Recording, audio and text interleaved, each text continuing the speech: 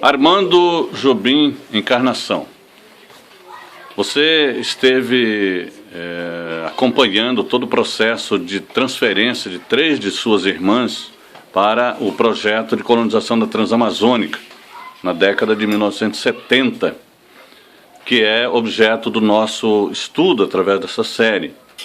Eu gostaria que você narrasse mais ou menos o que tem na sua lembrança a respeito de como o colono, o agricultor, vivia naquela época lá na região do Lajeado Graxa, no interior de Miraguaí.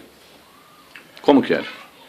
Olha, naquela época, a maioria dos colonos que tinham lá, os agricultores, tinham muito pouca terra.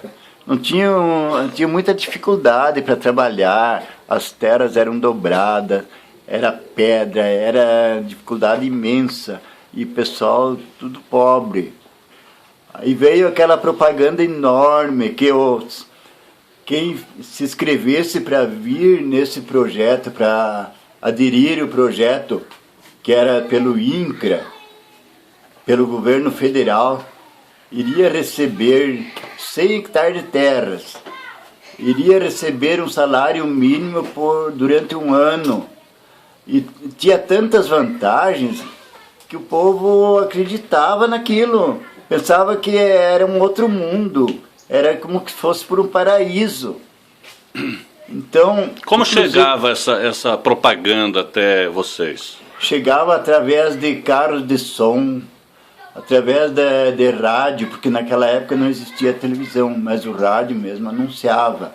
Tinha uma rádio de Tenente Portela que fazia muita propaganda. Rádio Municipal. A Rádio Municipal de Tenente Portela.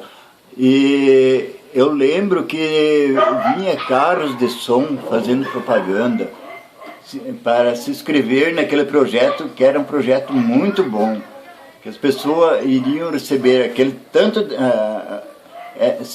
eram 100 hectares de terras, mais um salário mínimo por mês durante um ano, e toda a infraestrutura, todo o acompanhamento da saúde, educação, tinha tudo, era como se fosse para um paraíso, era um sonho que as pessoas tinham.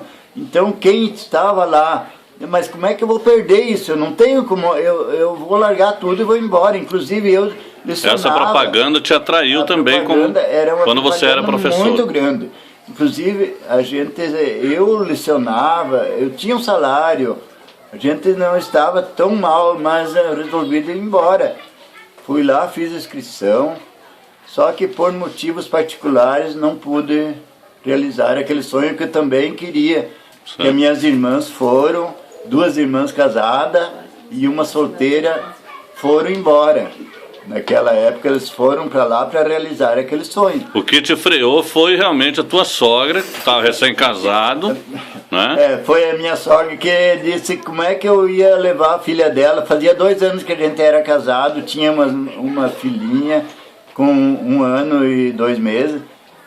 Como é que a gente iria embora lá para o fim do mundo, que nunca mais ela ia ver a filha dela? Aquilo era o fim do mundo. Naquela época realmente não era fácil, era como se fosse quase o fim do mundo, porque não tinha comunicação e as pessoas ficavam isoladas lá. Inclusive cartas que a gente mandava para lá, não recebiam. O pessoal não recebia porque o pessoal do INCRA, eles pegavam as cartas e verificavam o que tinha no conteúdo.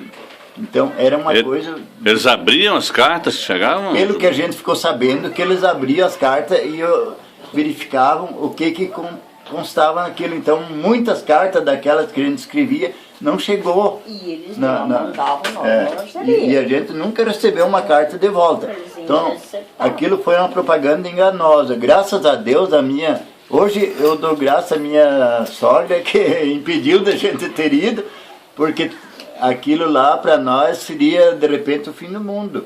Como é que a gente ia formar uma família lá naquele fim de mundo, né?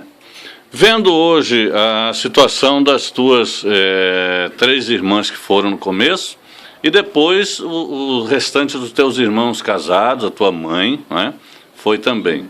Analisando, Jubim, esse contexto todo, em relação à situação de Miraguaí, do interior de Miraguaí, e a situação na Transamazônica.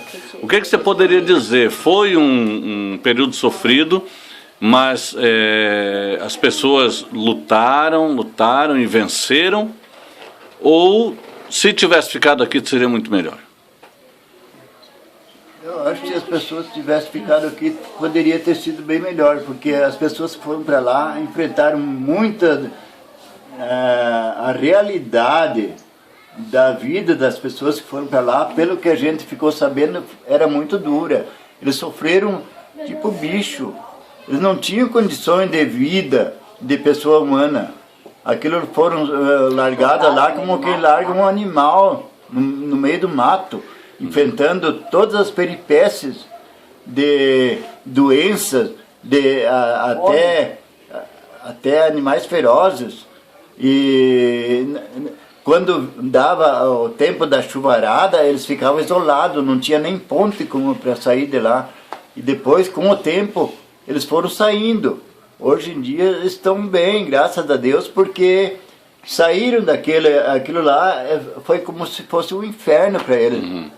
Então, na sua opinião, então, eles merecem ser recompensados pelo governo? Eles merecem uma recompensa muito grande pelo governo. Se existe governo, se existe alguma coisa de positivo na política, que tenha justiça nesse Brasil, eles devem ser indenizados e ganhar uma boa indenização pelo sofrimento daquelas famílias que foram para lá, deixando os parentes aqui no sul. O nosso sul é um lugar desenvolvido, tinha condições de sobreviver, enquanto eles foram para lá, que eles só não morreram de fome e de situação péssima, porque lutaram e conseguiram vencer, passaram aquele período tão difícil da vida deles, que eu acho que ninguém merece passar pelo que eles passaram. Um governo que nem fizeram com a nossa gente, com os nossos parentes que foram para lá, eu acho que deveriam ser castigados severamente. Essas pessoas, esses governos que estão naquela época, que fizeram aquela colonização e não deram a mínima de assistência, deveriam receber uma condenação perpétua. Eu acho, é a minha opinião.